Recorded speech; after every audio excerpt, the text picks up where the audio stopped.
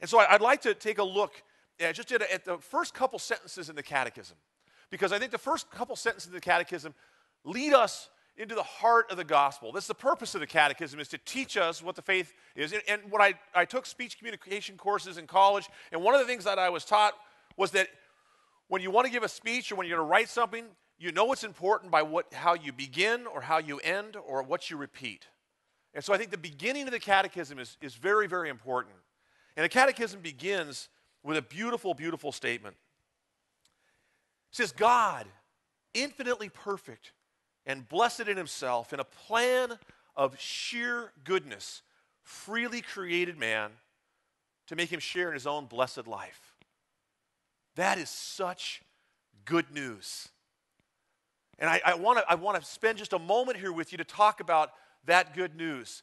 God, the gospel of God, I like to call it the gospel before sin, that God is infinitely perfect and blessed in himself.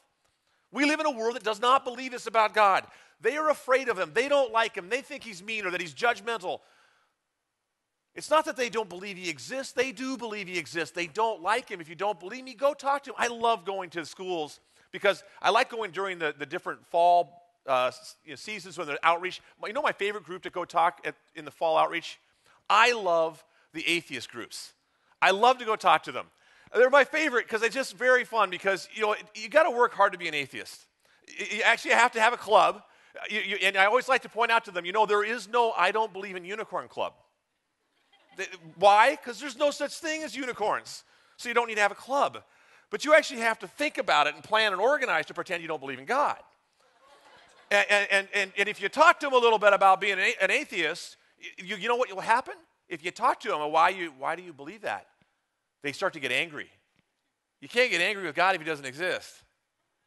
See, what they've done is they've never heard the gospel before sin, and they only look at the world after sin, and they blame him for it. And our job is to be able to present the gospel before sin, and then explain sin, and then explain the gospel after sin.